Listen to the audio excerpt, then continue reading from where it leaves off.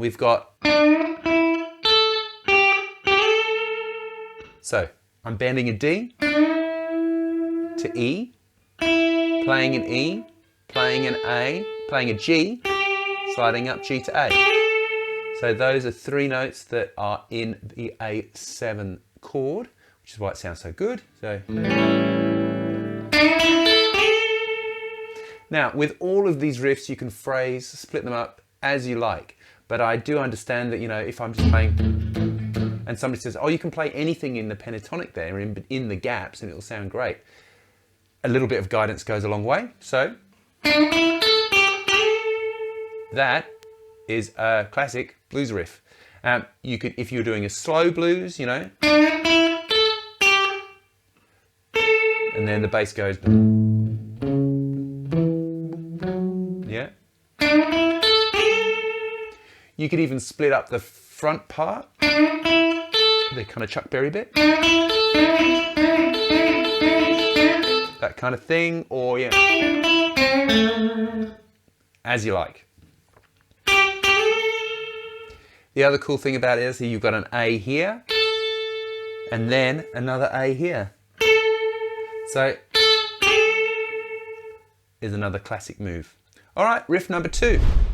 What we're going to do here is we're going to muck around with the minor and major third. This is C, this is C sharp. Now, when we're playing our shuffle pattern, we're not really hitting the major or minor third of the chord, which is up here at C sharp. We're kind of doing this. Kind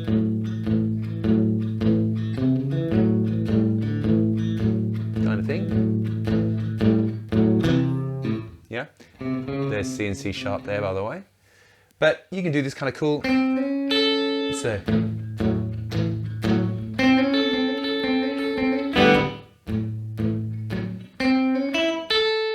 Any combination of those, but all right. Okay, number 3. We're going to grab C and E. We're going to bend them a little bit, not particularly like to a note, but just so they move. Yeah. So.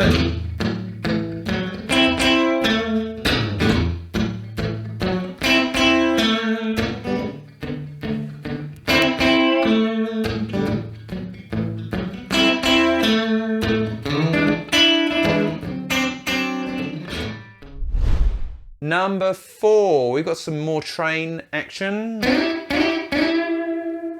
What we're doing here, this is A7 chord, right? But we're just going to use these 2 notes, the E and the G. Oh, this is cool. Then we go. 3 slides is good. 1 and 2 and 3 and 4 and 1 and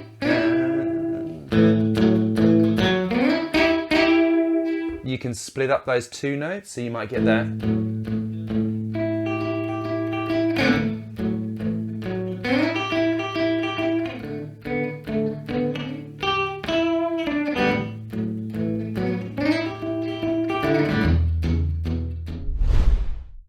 Number 5 is, you know, put your Elvis hat on a bit. Imagine you're going.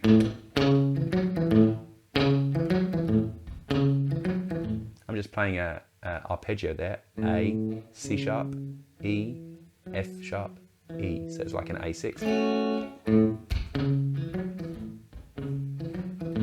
Kind of teddy bear kind of vibe, I guess. We can stick in this super 50s kind of train. So we've got a C and an F sharp there at 8 and 7. And just going to bend them a little bit. Yeah, that's a kind of ugly but beautiful kind of situation. 1, 2, 3, 4.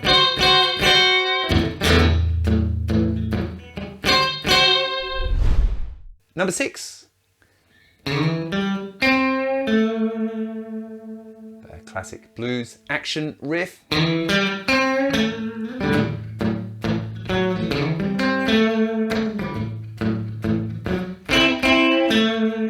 Add in number 3 there on top of it. Of course, all these things are completely malleable, so changeable. You can put any of them in any place. You can mix them up. You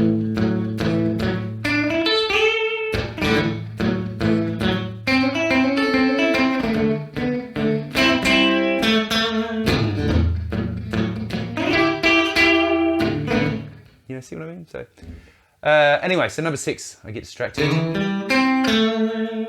We're going slide into 7, 5, 5.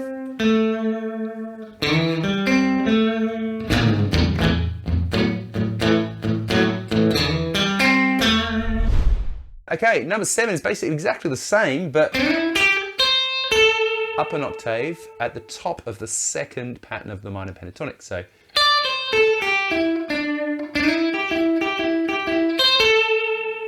my absolute favourite bit of pentatonic patterns. I love this.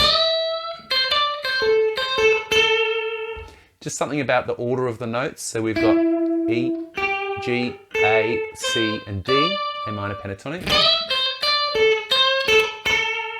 Something just about the zone and the fact that those fingers live there, and I don't know. Anyway, so slide into 9 with your second finger, and then first, third, first, bend, if you like. I don't know what I've got written down. Oh, I've got that. But any combination of those notes is going to be awesome.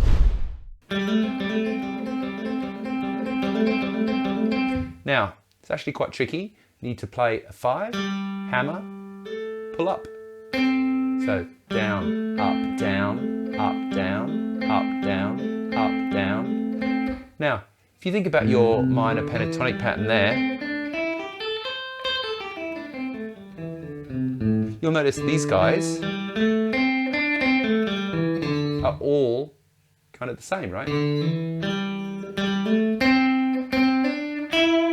So depending on what chord is being played underneath, you know,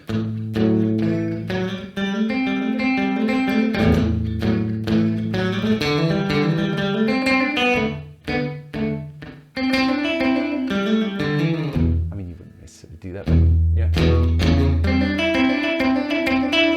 You know, just a combination of things.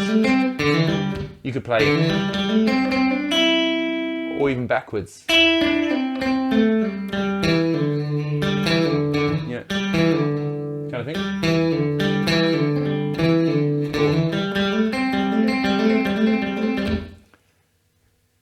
The world is your oyster.